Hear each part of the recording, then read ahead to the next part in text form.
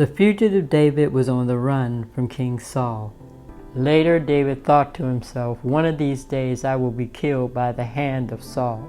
The best thing I can do is to escape to the land of the Philistines. Then Saul will give up searching for me. So David and the 600 men with him left and went to Achish, the son of Maach, king of Gath of the Philistines. David and his men settled in Gath with King Achish. Each man had his family with him. And David had his 2 wives, Ahinoam and Abigail. When Saul was told that David had fled to Gath, he no longer searched for him. Then David said to the king, "If I have found favor in your sight, give me a place assigned to me in one of your towns in the country, that I may live there." So on that day King Achish gave Ziklag to David, and it belonged to the kings of Judah every day after that. David lived in Philistine territory a year and 4 months. In those days the Philistines gathered their forces to fight against Israel. King Achish said to David, "You must understand that you and your men will accompany me in the army." David said, "Then you will see for yourself what your servant can do." Later the Philistines gathered all their forces at Aphek, and Israel camped by the spring of Jezreel. As the Philistine rulers marched with their units of hundreds and thousands, David and his men were marching at the rear with King Achish. The commander of the Philistines asked, "What about these Hebrews? Is this not David, who was an officer of King Saul of Israel?" King Achish said, "He has already been with me for over a year now. From the time he left Saul until now, I have found no fault in him." But the Philistines' commanders were angry with Achish and said, "Send the men back, that they may return to their place that you assigned to them. He must not go with us into battle, or he will turn against us during the fighting. How better could he regain his master's favor than by taking our heads of our own men?"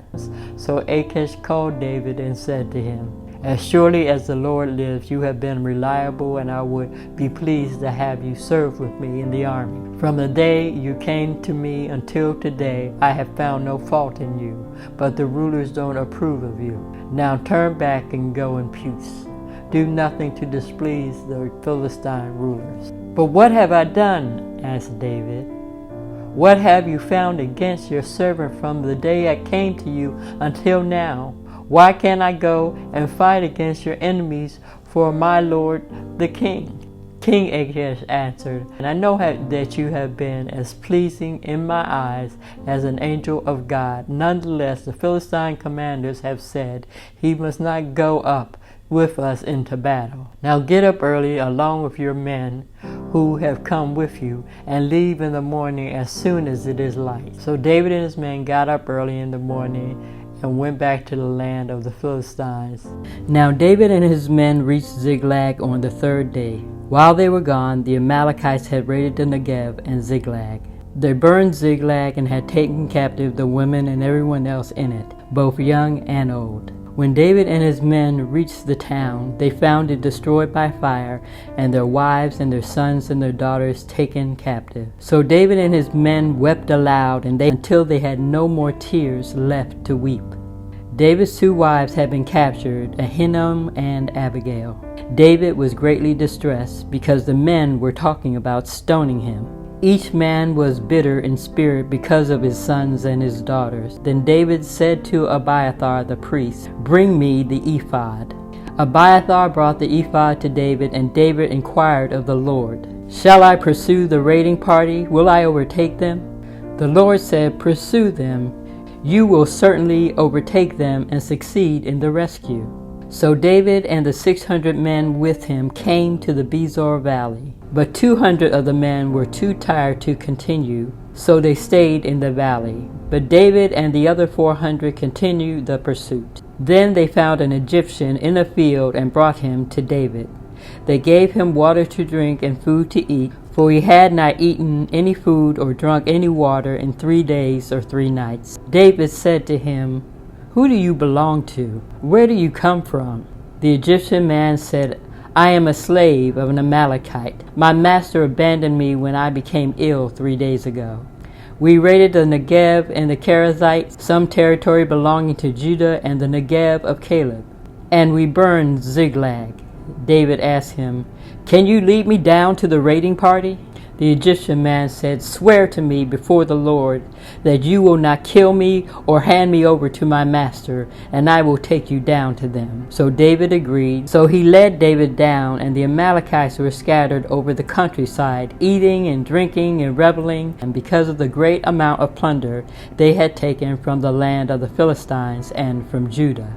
So David fought them from sundown until well into the evening of the next day, and none of them got away except for 400 men who rode off on camels and others that ran on foot.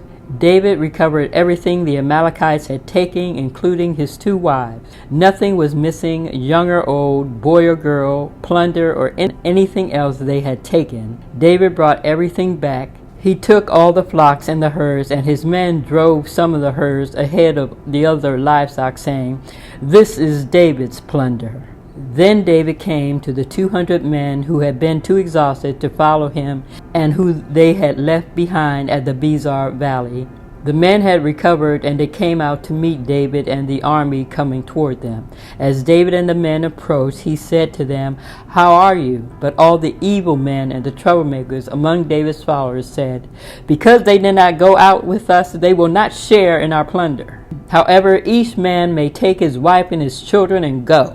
But David replied, "No, my brothers, you must not do that with what the Lord has given us. He has protected us and delivered us out of the hands of the raiding party that came up against us." For David did what was right in the eyes of God. David said, "For God will listen to what you say. The share of the men who stayed with the supplies is to be the same as the men who went out to the battle. They are all our brothers. All will share alike." David made this a statute and an ordinance for Israel that day to this. This is 1 Samuel chapter 28 through 30.